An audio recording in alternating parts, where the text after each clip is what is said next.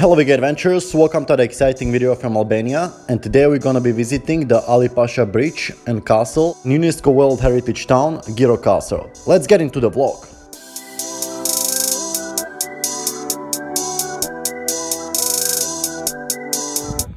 Look at this, guys, this is how the land looks like after years and years of animal grazing. Just cut down all the trees and the rain comes and just washes off all the topsoil.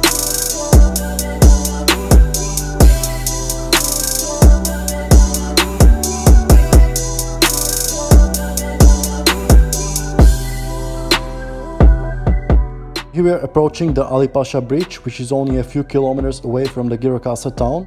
There is two ways to go there. Chose the longer way that goes up the hill on the left side of this gorge. Because it was raining a lot, we even got to see this waterfall here, which is not here during the summertime.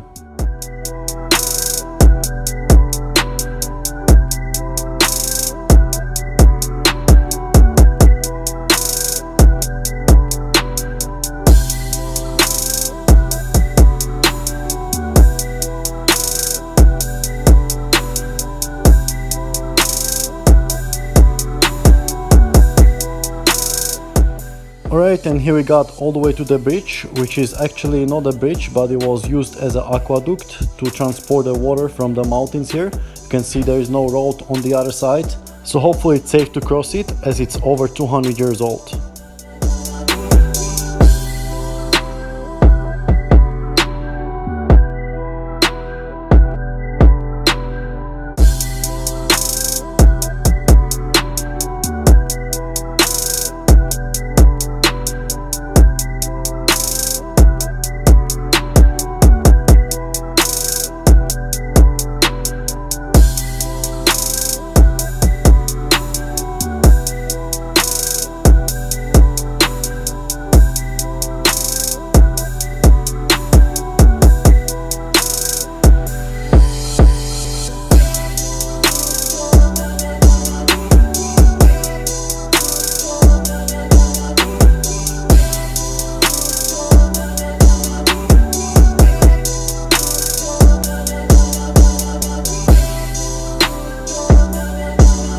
The so-called Pasha Bridge or Dunavat Bridge was part of a larger aqueduct complex commissioned in the beginning of the 19th century by Ali Pasha of Tepelene.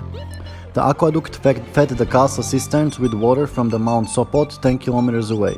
Gjirokaster didn't have water service at the time, and Ali Pasha quickly discerned the need for this structure. The bridge is an easy 30-minute hike from Gjirokaster and makes for a nice off-the-beaten-path destination. The aqueduct was mostly demolished in 1932, but this section in Dunavat quarter remains.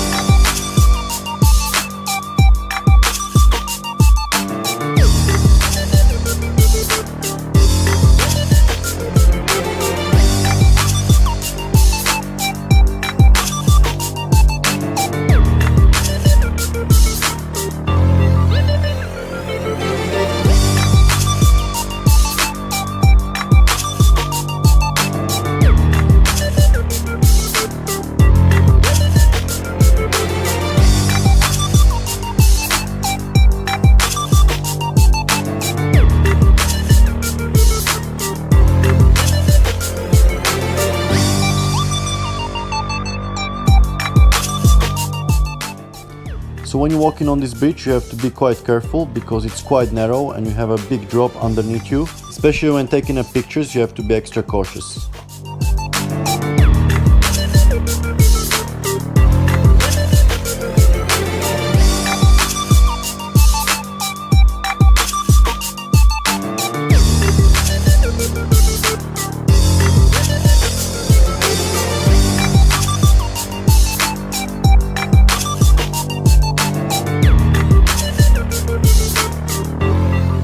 On the way back we went through the other side, which is shorter, and here you can find the ruins of the old castle.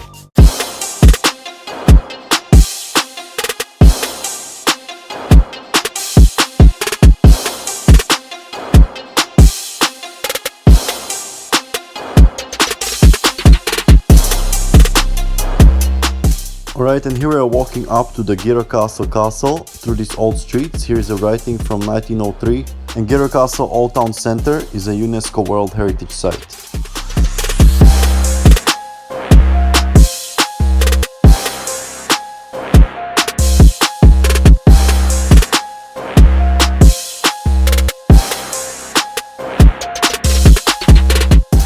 So we got up to this crossroad. We're gonna go on the left to the castle, but on the right there is more attractions, including the aqueduct we visited yesterday. And then we enter the castle. You have to pay 200 leks, around €2 to enter.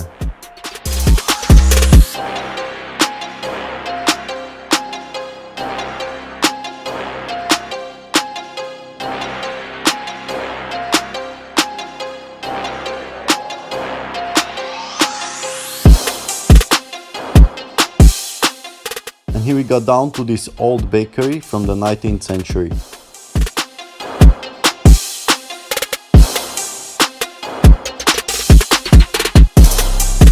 A World Heritage City. The historic center of Gjirokaster is described on the UNESCO World Heritage List as a place of outstanding universal value.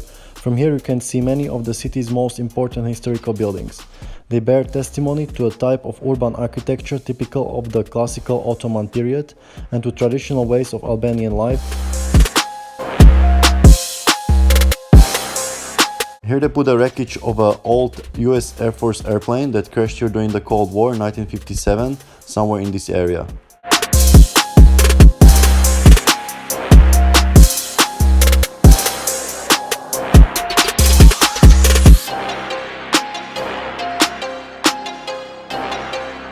Living traditions. This field was once full of houses. In the 17th century, the Ottoman travel writer Evliya Çelebi described this area as a bustling neighborhood with a broad street.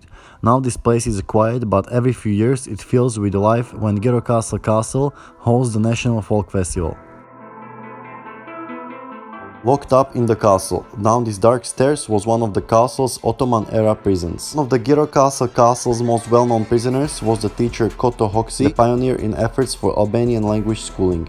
In the 1870s, Hoxhi was imprisoned for teaching students in their mother tongue, something that was forbidden under the Ottoman Empire. The castle's last prison was also its largest. It was built at the very center of the castle in 1932 using the stones from the castle's aqueduct.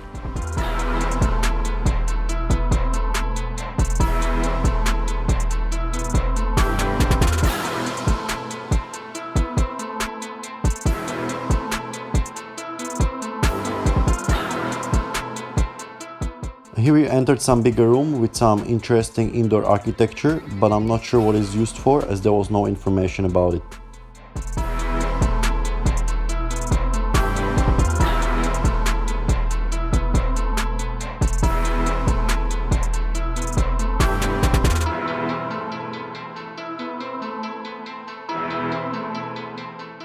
Here's another gate which was also another exit to the town, but now the gate is locked, so people have to pay at the main entrance.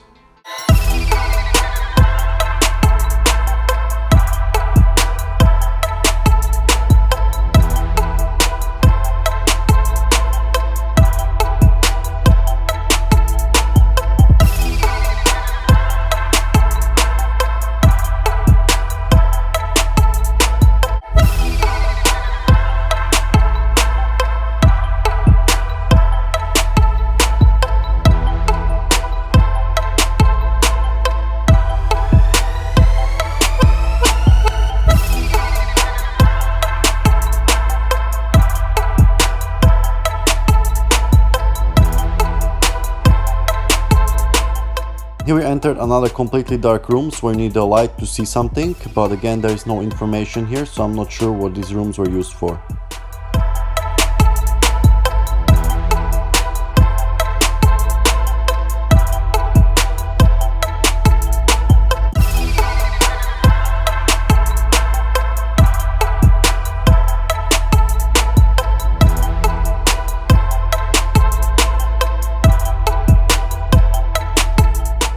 Artisan tradition. The series of vaulted spaces here once contained the workshops of artisans and craftspeople.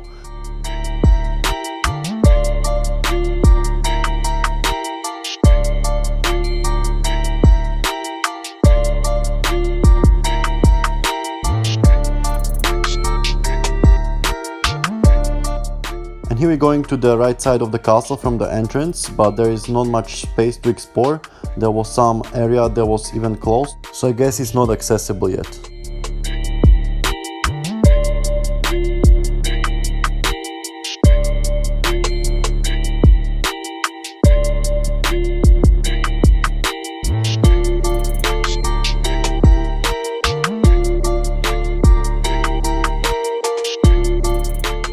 After we left the castle that closed at 4 p.m, we went to explore this obelisk where you get a nice view of the town.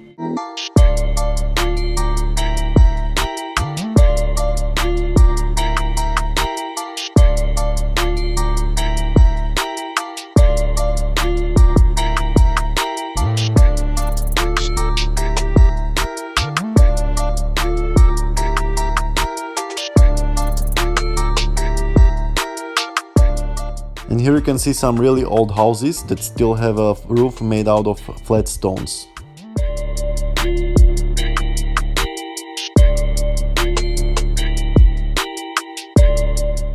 And here we went to some restaurant close to the castle where, according to Happy Cow, had some vegan options. Indeed, they had quite a lot of options, including the beans, sarma and stuffed peppers. So I hope you enjoyed this video. Stay tuned for more adventures from Albania, and as always, stay healthy and stay adventurous!